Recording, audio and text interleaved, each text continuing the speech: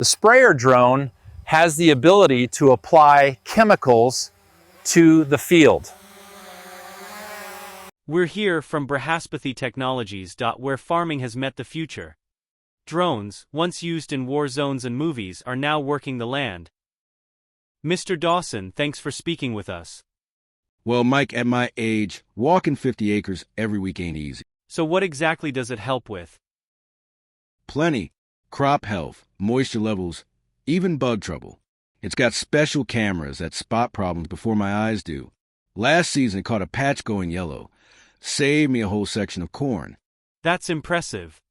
And what about spraying? Does the drone help with that too? Absolutely. This drone carries 15 liters. It sprays right where it's needed. No more or less.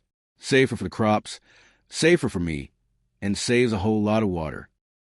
Seems like farming's gone digital.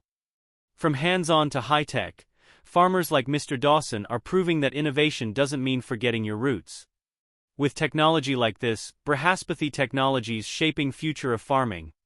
Farming isn't just growing. It's flying.